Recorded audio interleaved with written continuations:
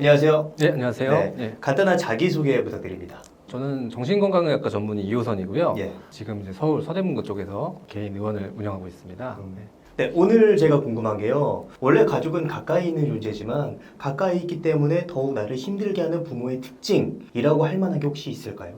부모 중에서 소통이 이제 안 되는 부모들이 첫 번째 예. 문제가 되고요. 두 번째는 과도하게 간섭이나 비교하는 그런 경우가 있고, 세 번째는 이제 학대하는 부모들. 극단적이 되지만은 학대하는 부모들이 문제가 되는 경우가 있습니다. 예. 그렇다면 좀 더 구체적으로 네. 소통이 안 된다고 하면 어떤 부분에 대한 소통이 안 된다고 얘기를 하실 수 있을까요? 뭐 잘 아시다시피 일방적으로 이제 자기 말을 좀 강요한다든지, 뭐 예를 들면 이제 아버지들은 너무 완고하고 주장이 강하기 때문에 자녀들 말을 잘 안 들어준다거나요. 어머니 같은 경우는 계속 뭘 요구하고 이거 해라 저거 해라 그러면서 이제 자녀들의 바램보다는 자신의 바램을 얘기하시는 분들이 있고요. 그러다 보니까 이제 자녀들은 대화를 안 하는 거죠. 단절하고 방에서만 이제 갇혀서 지낸다거나, 밖에서는 되게 활발하고 그런 아이인데 집에 오면 그렇게 조용한 이제 아이들이 없죠.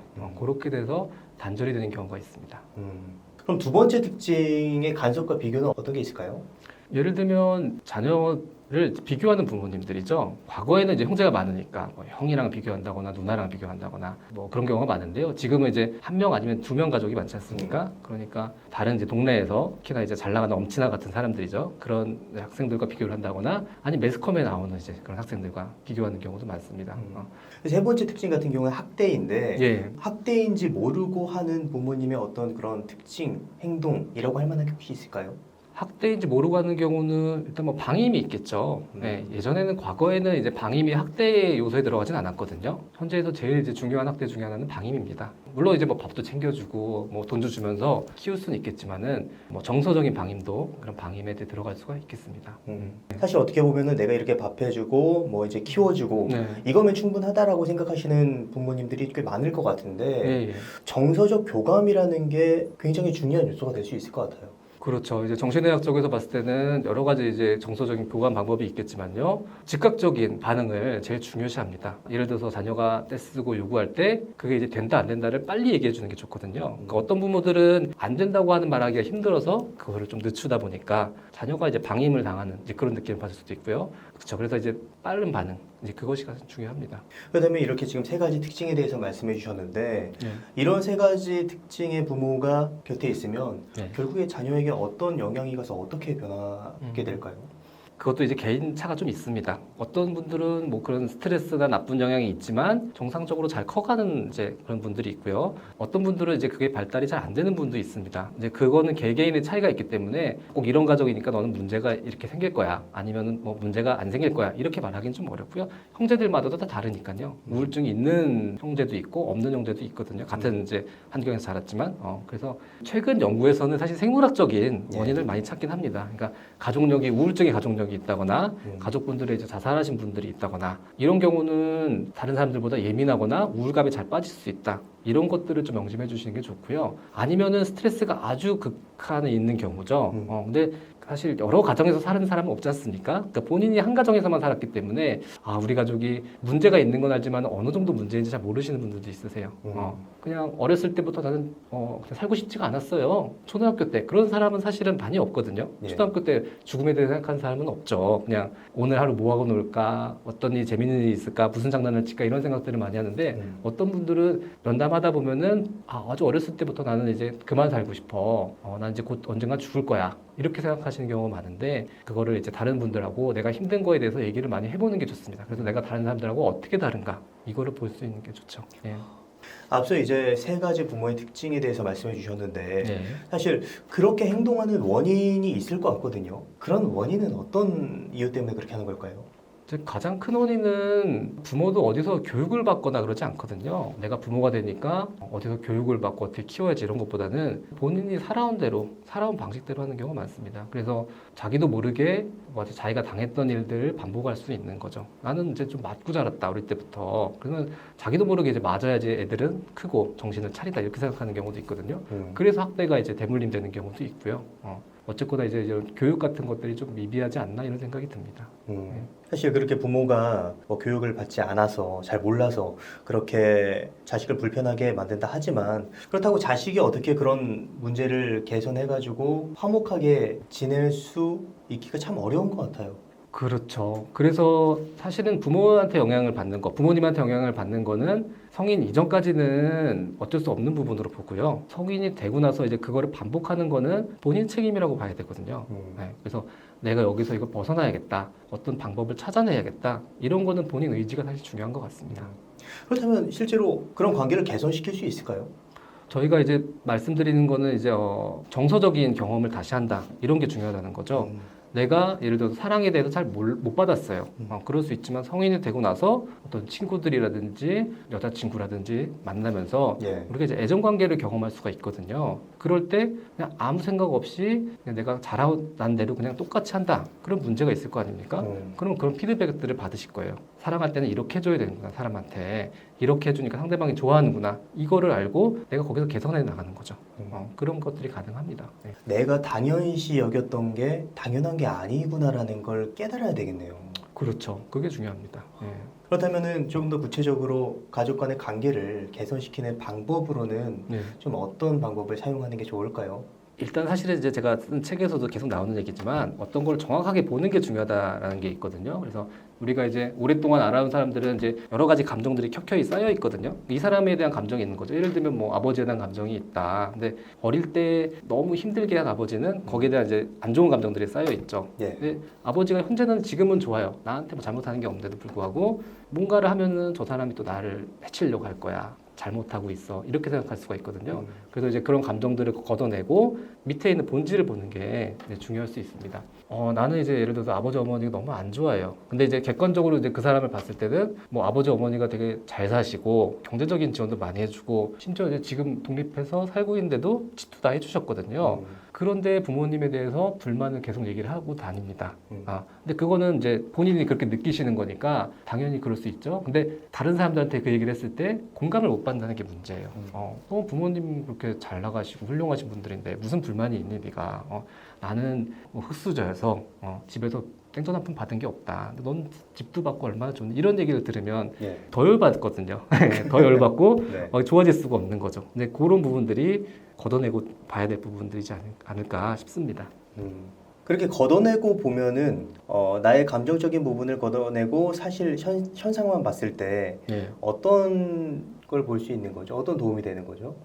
일단은 감정적인 걸 걷어내면은 그 사람하고 이제 진정한 소통을 할 수가 있죠. 예를 들어 아버지랑 아까 사이가 안 좋은 걸 말씀을 드렸는데 어느 날은 아버지가 나한테 좋은 걸 해주러 오는 때도 있거든요. 근데 그것도 내가 이제 싫다고 거절하는 거죠. 예를 들면 뭐 아버지가 너 이제 대학교 갔으니까 차 한 대 사줄게 이런 경우도 있거든요. 근데 내가 아버지를 너무 싫어하니까 그거 다 싫다는 거예요. 다 싫고 나 그거 안 받고 당신 만나기도 싫다. 이렇게 하면 다만 이제 손해를 보는 거거든요.